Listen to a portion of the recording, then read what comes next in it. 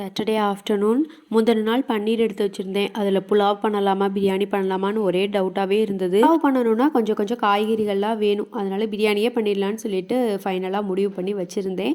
So அதுக்கு first பன்னீரை roast பண்ணி எடுத்துக்கலான்னு சொல்லிட்டு எண்ணெய் ஊற்றிட்டு அது கூட மஞ்சள் தூள், மிளகாய் தூள், உப்பு மட்டும் போட்டு நல்லா ரோஸ்ட் பண்ணி எடுத்து வச்சுக்கிட்டாச்சு.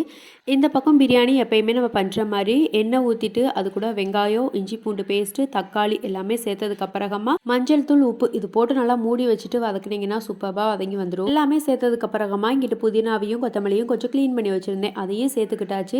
பிரியாணி மசாலா வீட்டிலே ரெடி பண்ணி வச்சுருந்தேன். மசாலாவுக்கு வந்துட்டு பிரியாணி மசாலா, கரம் மசாலா மட்டும் கொஞ்சம், மிளகாய்த்தூள் கொஞ்சம் போட்டுட்டு அதெல்லாம் நல்லா வதங்கினோடனே ரோஸ்ட் பண்ணி வச்சுருக்க பன்னீரையும் சேர்த்துட்டு தேவையான அளவு தண்ணி ஊற்றிட்டு அரிசியும் சேர்த்துட்டு ஒரு 3 விசில் பக்கம் விட்டு எடுத்தீங்க அப்படின்னா சூப்பர்பான பன்னீர் பிரியாணி ரெடி. உண்மையாகவே சொல்கிறேன், டேஸ்ட் வேறு லெவலில் வந்துருந்தது. நம்ம கடையில் பன்னீர் வாங்குவோம் இல்லையா, அதே மாதிரி தான் இருந்தது. நீங்களும் கண்டிப்பாக ட்ரை பண்ணி பாருங்கள்.